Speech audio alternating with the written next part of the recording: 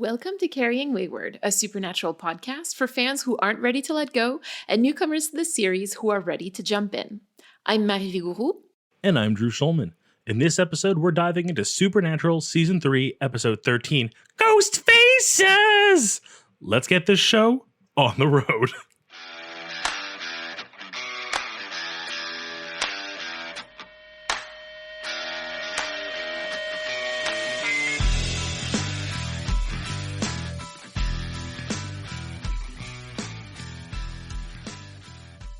So I'm going to take a wild guess and say that you enjoyed this episode. This episode was so good. And at first it was just because it was ridiculous. But then by the end, reflecting on it, it's so brilliant to do an episode like this. I agree. It was a really wonderful way of taking us out of the season while still kind of reminding us that Dean only has a very limited time left to live. I just thought it was a really good episode. I went in being I'm excited to see Ed and Harry again. They're fun characters. I didn't expect this, masterpiece. Well, I'm very excited for the masterpiece that is going to be your recap this week. Count me down. 3, 2, 1, go. We open on what appears to be the Ghostfacers submitting their video for producers to pick up their show. They're sitting in tuxes, acting real douchey, if I can say so myself, and presenting this episode of their show, which essentially is the episode we end up watching, which is them in this haunted house with this ghost that kills people but only on leap years. And it ends up being a really cool ghost story, and we get to deal a little more with specters and death loops and how that works. But it becomes this almost biography of the brothers because it's from an outside point of view. But ultimately it ends with only one person dying, which is still more than I would have liked because he was an amazing character and I loved him. But it does involve professing gay love, which is kind of a cute little weird nod at the end of the episode. And really, this becomes just a really good character building episode, a lot of fun, and a lot of good spooks. There really isn't much more to say than that time. This was a good one. This was a fun one. Interestingly, the Ghostfacers, or Ed and Harry, are going to follow the brothers, through the seasons. So, I mean, not very closely, but still, we're going to hear about them until very late in the show. Well, I am excited for that. I also realized in doing my recap, this isn't a very, plot-heavy episode for the overarching seasons. I feel in the past that was really obvious, and this time it took my recap to realize that, because I was just so enamored with so much more of the show. This episode does what it does really well. Like I said, it takes us out of the season by giving us a completely different filming style that's closer to documentary or reality TV compared to what we're used to seeing with Supernatural. There's just a couple of things that the show doesn't usually do that it does with these characters, and I just think that it works so well. It even lets them poke fun at itself a little bit, including some very obvious lines at the beginning related to the writer's strike. Yes, absolutely. Shall we walk into the long game together? Yes, please. All right, so we've discussed this already, but this is another Supernatural special. It's done in a completely different style like we've discussed already, and we get to meet back with the Ghostfacers, Ed and Harry, and this time they have a team with them. The Hellhounds, the Ghostfacers have a little squad. They have, it's one of them, it's their sister, and then 2 more friends. I'll be honest, I can never remember which is Ed, which is Harry. I just know one of them has the sister, and the other one makes out with the sister. Yeah, mix up with the other one's sister. Let's try to make sure to keep those straight. We also get to hear the brothers swear, sort of. It was really funny because it made me realize they never really do swear, properly swear. And here they're doing it a lot, but only because we're allowed to censor without it being weird. And you just know that if this was on a different network, like HBO, for example, we would be getting them swearing all the time. We'd be getting F-bombs left and right. Oh, for sure. Previously on Supernatural, we've seen queer women in terrible lights, mind you, but this is the first time that we meet an explicitly queer man. And this episode was also nominated for a GLAAD Award in 2009. I would also argue that this is the first Bury Your Gays on the show, specifically Gay Guy Dies First. With all that wrapped up, shall we head into story time? The first thing I noticed in this episode is the sculpture in the background. And this is at the very beginning when Ed and Harry do their very first like interview segment. So if we take a step back in the recap, we see Ed say that their big break could lead them to sex with girls, leaving in the subtext that sex with guys may not be that unusual for them. And in this scene where they're like being interviewed, the sculpture in the background between them looks like a sex toy. I will have to go back and verify this. I believe you fully, but I somehow missed this. I think I was just so baffled by the entire ambiance they presented us that I couldn't look for details, and I'll now need to give that a rewatch. I've been watching this episode for years now, and this is the first time that I notice it. Again, the subtext here being that they are in some sort of sexual relationship. We'll definitely talk through it more.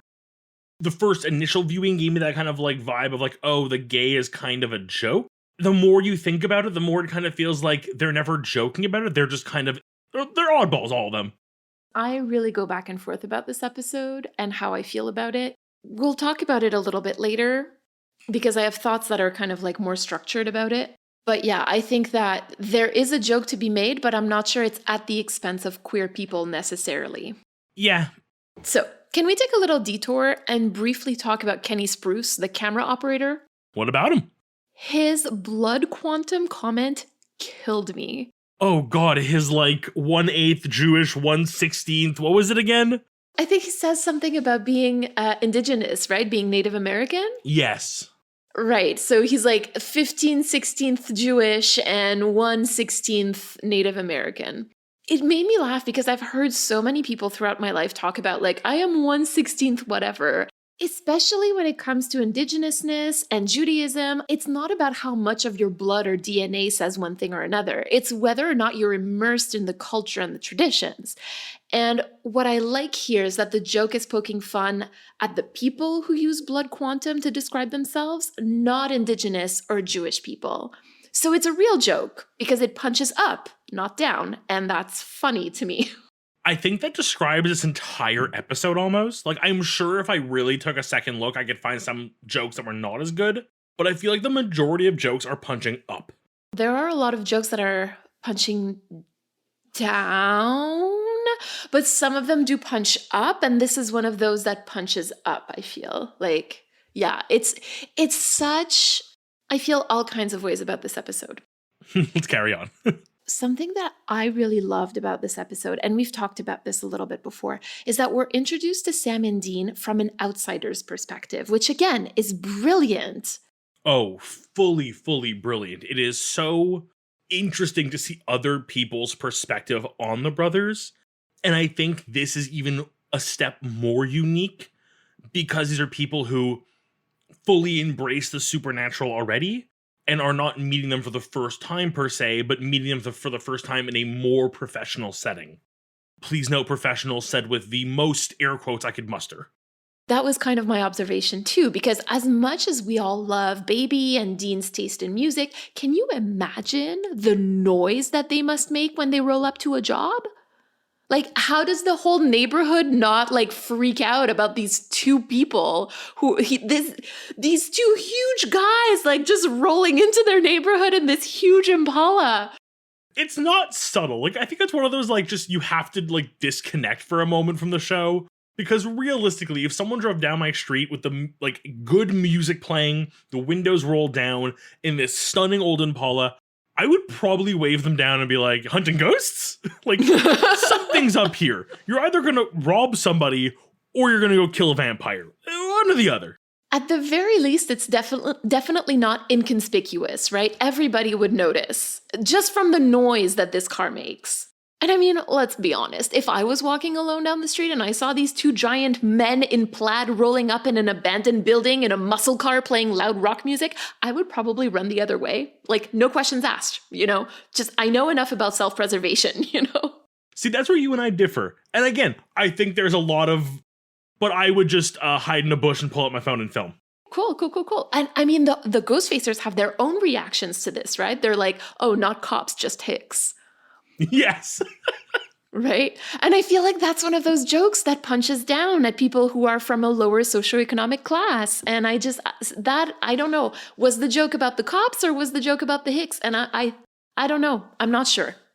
it is insulting a class of people by comparing the brothers to a class that is looked down upon that shouldn't be. You're right. This is an example of punching straight down. You're right. This is why I'm saying that I feel all kinds of ways about this episode, because it just doesn't seem to like find its footing as to where its humor is directed, I think.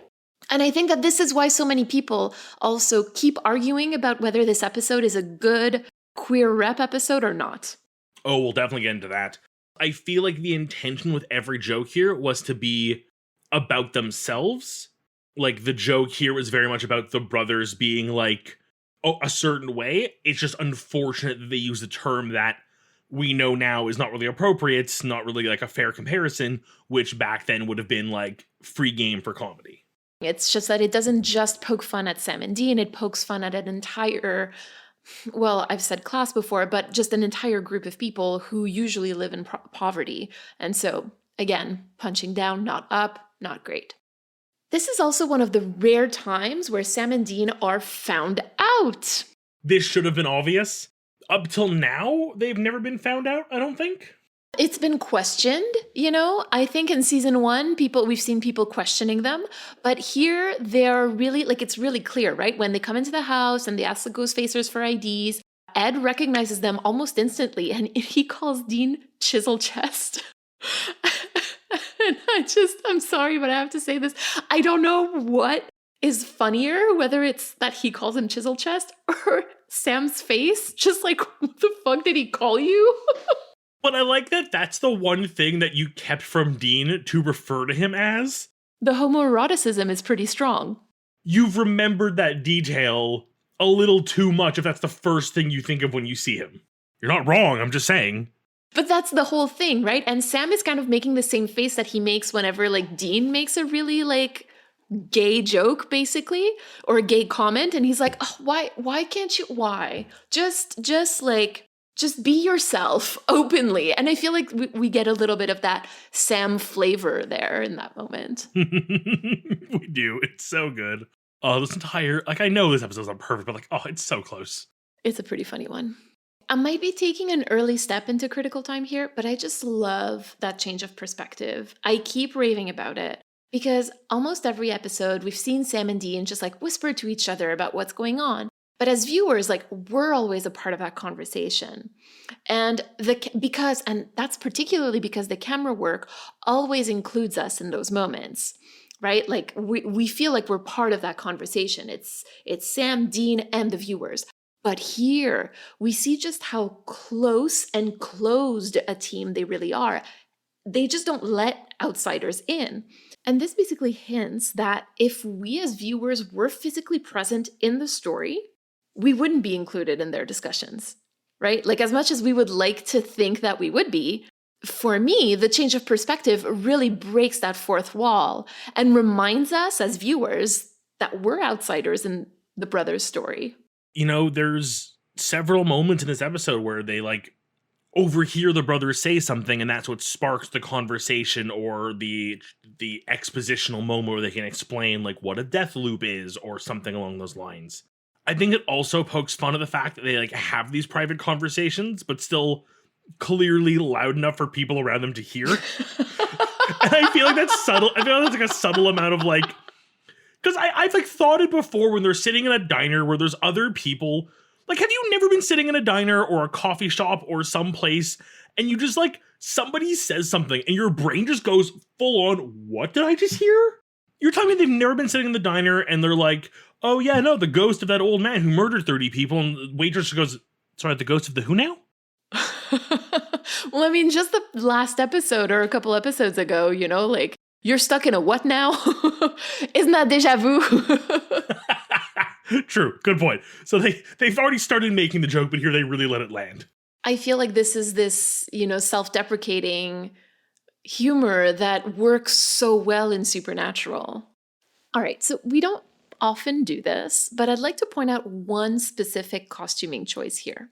Corbett, the poor dead and gay intern, is wearing full camo gear. Who else has famously been called a soldier on this show? Oh my God, Dean. Our poor, almost dead by hunter. The episode ends with a really iconic line in the fandom, and that is, "Gay love can pierce the veil of death and save the day." That is possibly one of the greatest sentences ever uttered on television.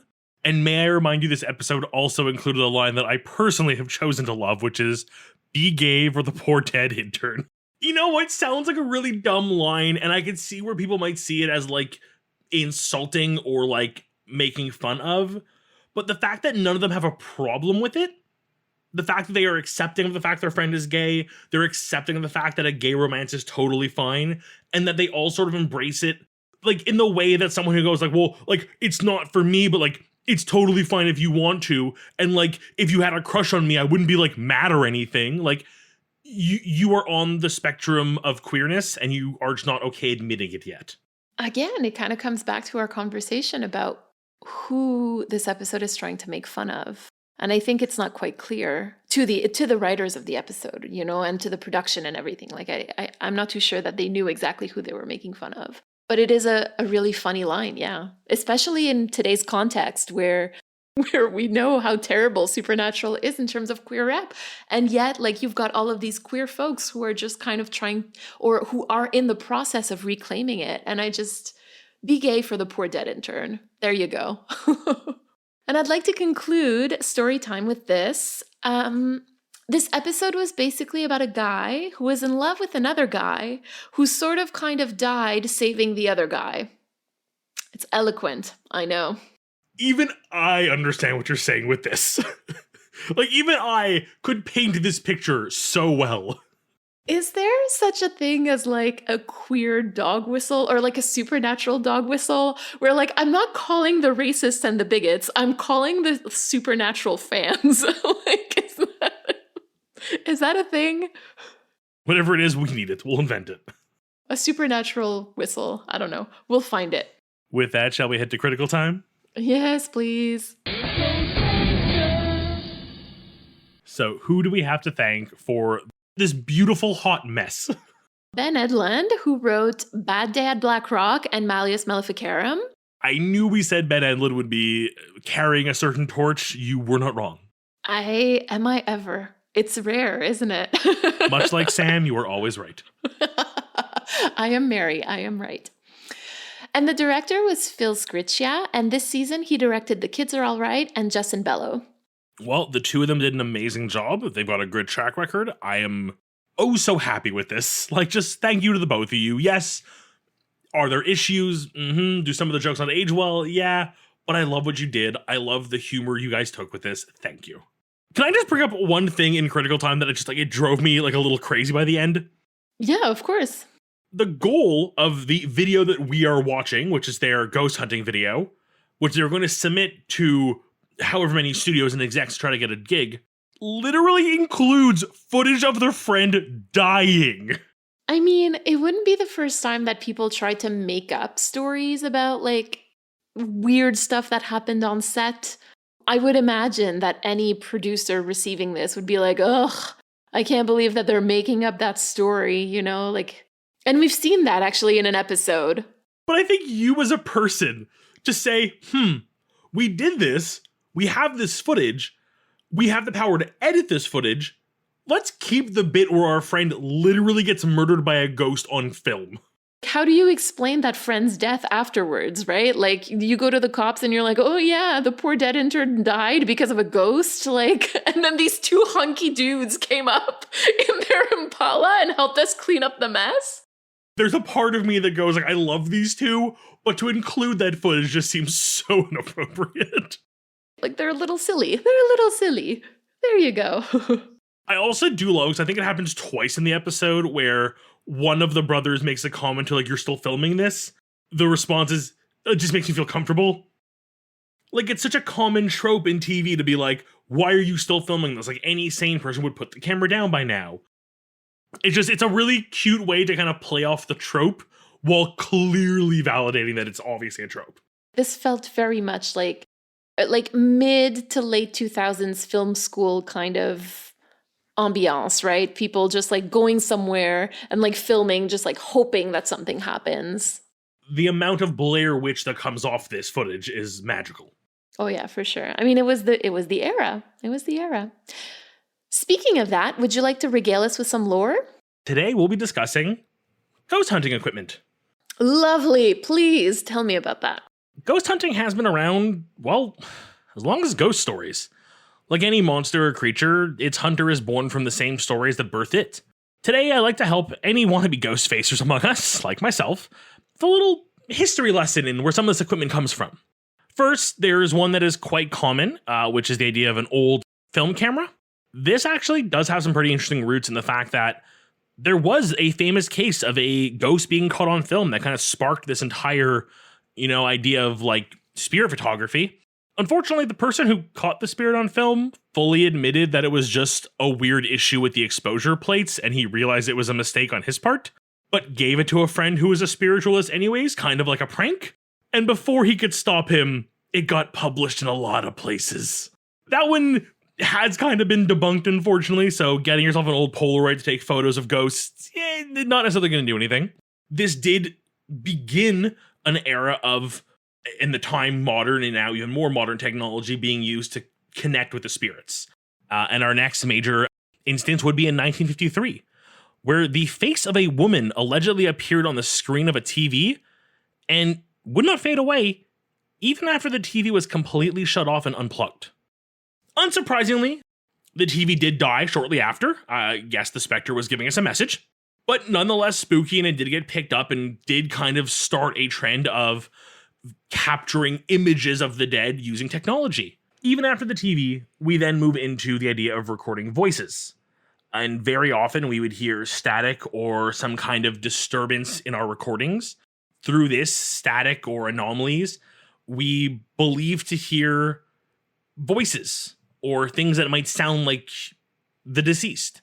This, again, has been debated because of the idea of the human's mind's attempts to constantly recognize patterns. This often accounts for when you see a face where one wouldn't be, like in the grain of wood, or hear something where there might not be something there. This is often where we get the backmasking on songs, when you play a song backwards and you think you can hear something, and it's really just your brain trying to make sense of gibberish. I am not a skeptic by any means. I'm not sitting here saying these are 100% fake and have been disproven. I'm just saying this is the explanation given to why these can be debated. And I bring this up because it then brings us to the most popular of ghost hunting equipment, the EMF detector, or electromagnetic field detector.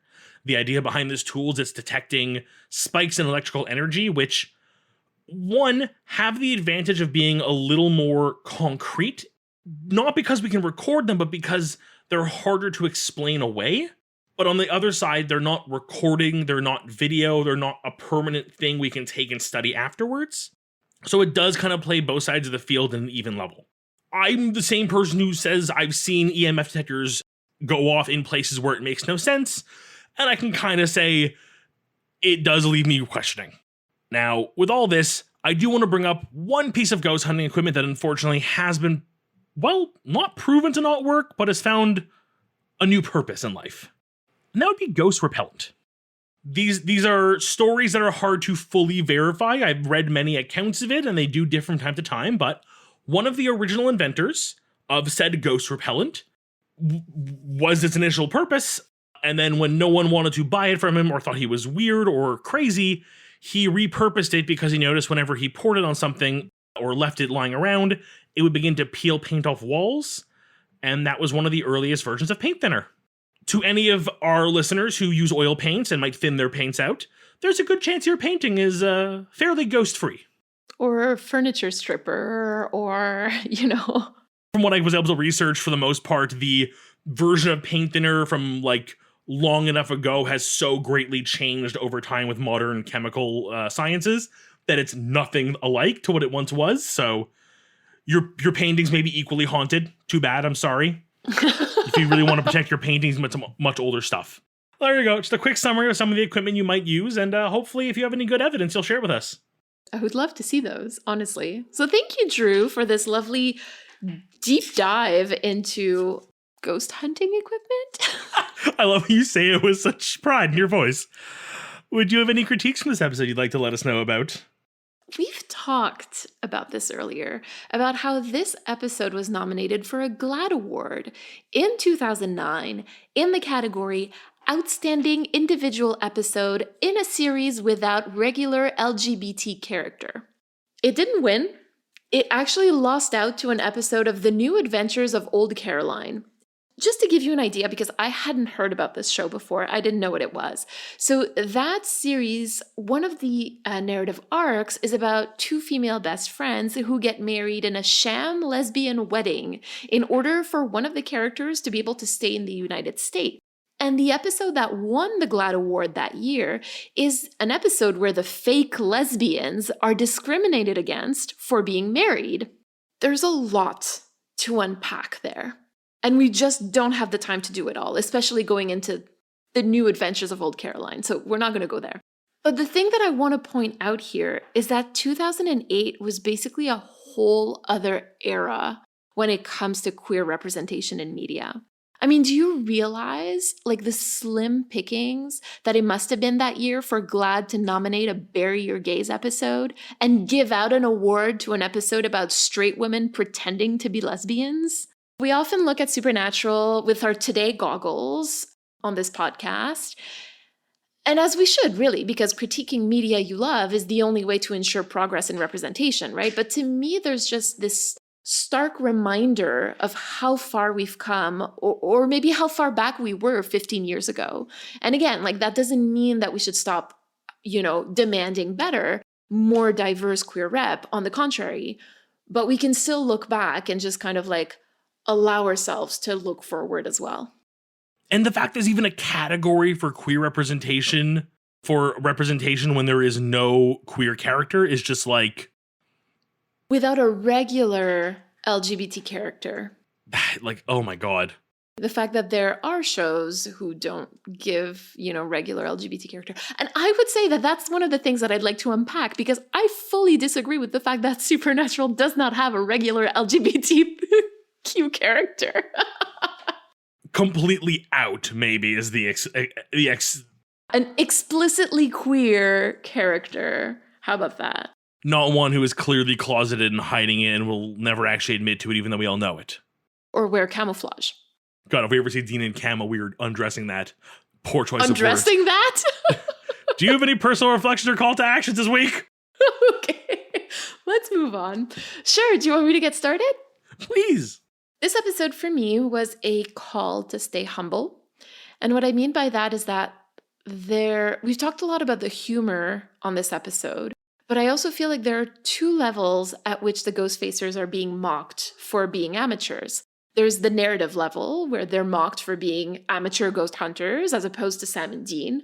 But then there's also a deeper thing going on here. They're also mocked for being amateur cinematographers by the whole Supernatural production.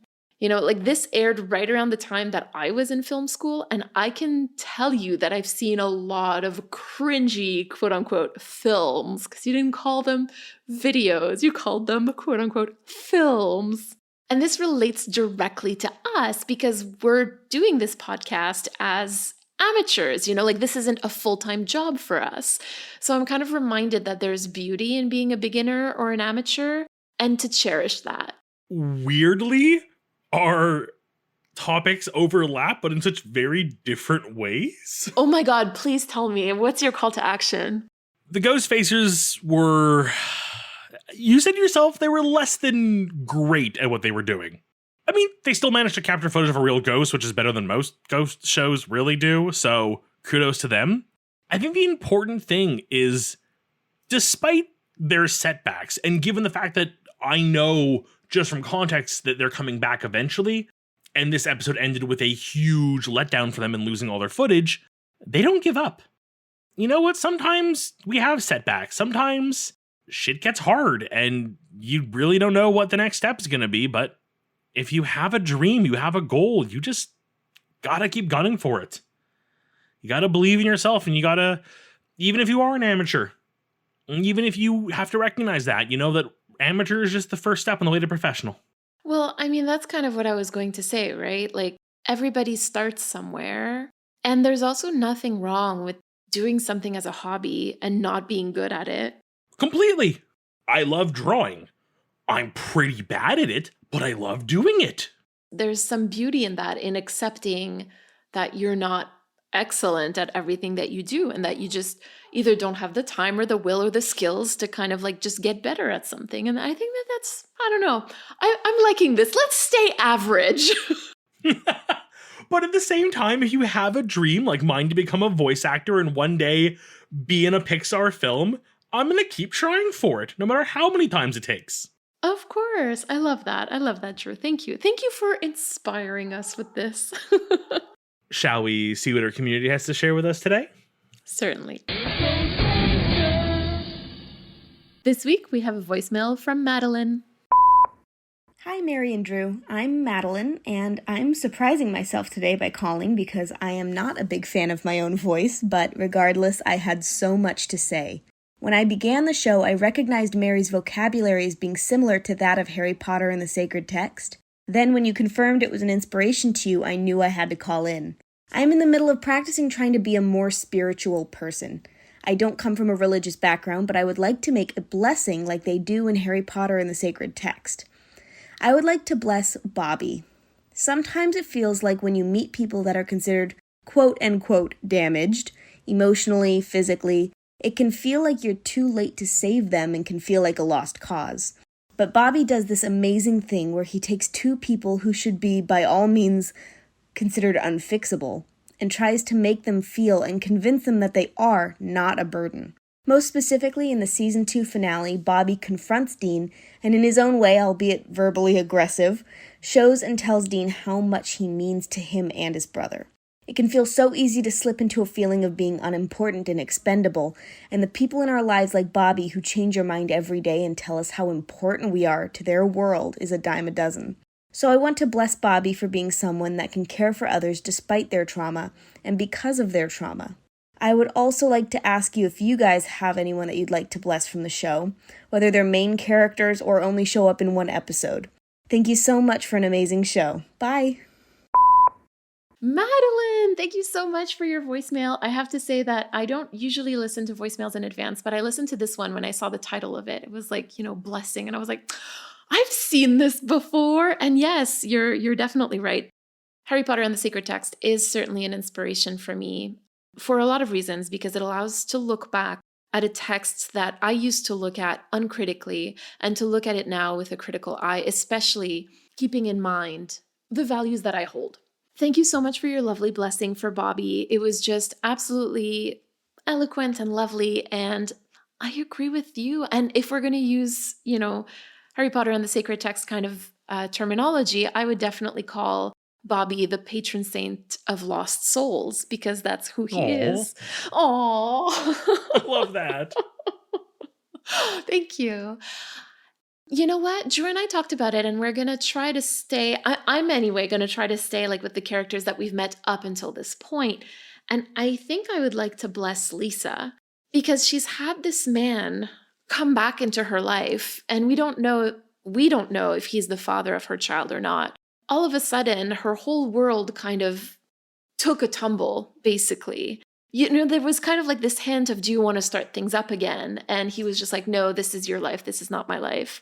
And he walked away. But she's just there left with that reminder of this man.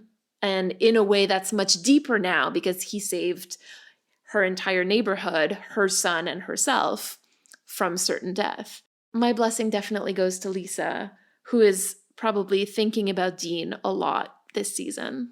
I will actually say I have not been a very full-fledged listener to Harry Potter and the Sacred Text, although in preparation for this podcast, I did listen to, I feel like I listened to the entire first season, and then I listened to bits of some of the other seasons.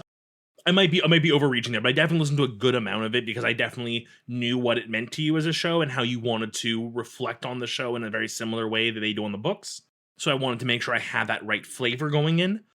When I think of the way that Mary works on the show and the effort she puts in, it's very apparent how much love and care she puts into this and the research and thought. And it inspires me every day. Oh, true. I also need to agree with your blessing of Bobby. I just, like, if it hasn't been made clear, I am the biggest fan of Bobby. I love everything about him, from his comedic notes to his style to his character. Like, I just want like a Bobby spin-off show already. Oh, is he who you would cosplay? Oh my god, I would cosplay Bobby in a heartbeat. Oh, I love that.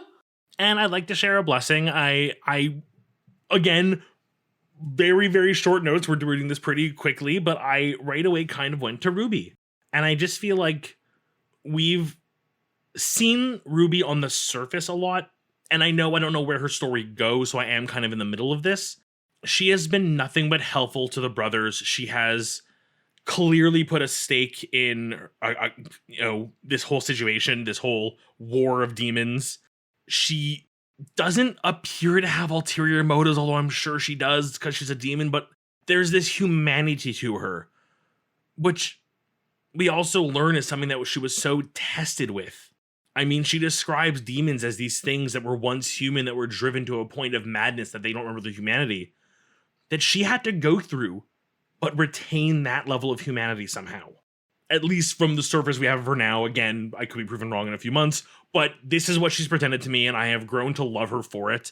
I just want to bless her because she is doing something that she knows is so likely going to be the end of her. She risked her life so many times. She literally went to sacrifice herself to save these boys. You know, this is clearly someone who understands the bigger picture and has suffered so much to get to where she is, only to suffer more just to do the right thing. And I'll be so sad when she's gone, one way or the other. There you go. But thank you for helping me think of this in a beautiful voicemail. Let's move on to the crossroads.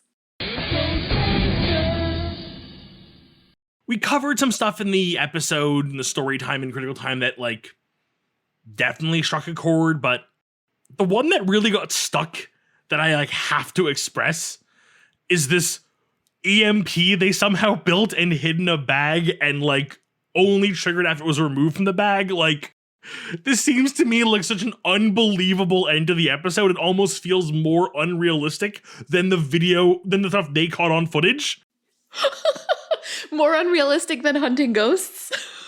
No, I think their ghost footage is more realistic than even Sam, as bright as Sam is, to have the tools to build an EMP like that. Like, I could have seen them, like, you know, like shorting a circuit and stealing the drive or something, like being sneaky. Like, there's so many ways I could have taken this, but, like, the EMP just seems like so out of left field and so, like, not good. Like, it didn't ruin the episode. It was still a great episode. Even that was still funny, but it was made funny because it was so, like, unbelievable, which I think almost works. But my crossroads deal really would have been, like, just get rid of that and do something more Sam and Dean and less out of a B movie. This is Supernatural. It is a B movie. Oh, I know. I mean, I love it, but, like, this is what it is. Actually, I've been watching Criminal Minds lately, and they have a couple of episodes that, like, sort of touch upon the supernatural. And keep in mind that Criminal Minds, like, ran exactly the same amount of time that Supernatural did, right? From 2005 to 2020. And so I think I've seen, like, 2 episodes so far where, like, they're hinting at supernatural things, or 3 actually. And their research is just so much better than what we're seeing. Honestly, it sort of does in part come down to budget, at least, that, you know, we've heard a lot that Supernatural was on a really small budget.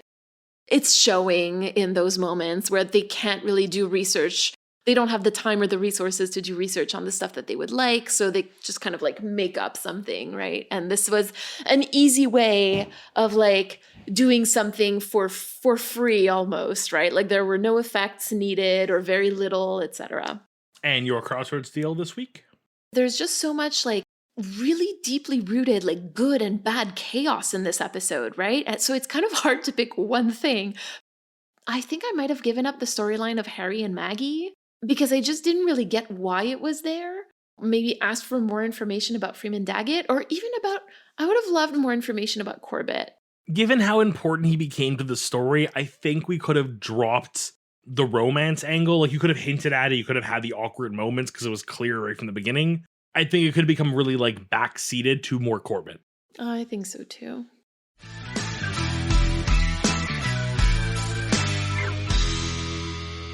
You've been listening to Carrying Wayward, a supernatural podcast produced by Rochelle Castellano, hosted by Mary Vigouroux, and myself, Drew Schulman. Thank you to our bunker patrons, Katira and Michelle, for their generous support. And this week, we'd like to thank Madeline for their message. Help us keep the conversation going. You can send us a 3-minute voice recording at carryingwayward@gmail.com. You can follow us on Twitter, Instagram, TikTok, and YouTube using @carryingwayward. And you can leave us a rating and a review on the podcast service of your choice. And don't forget to join our Patreon for perks and extra content. You can use the link in all of our social media bios or go directly to patreon.com/carryingwayward. Carry on, our wayward friends.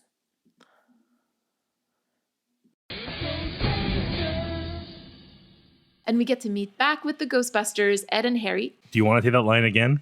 Yes, I do want to take that line again because it's not the Ghostbusters. I like how you just like they stared are at named me. after Ghostbusters, so technically you're not wrong.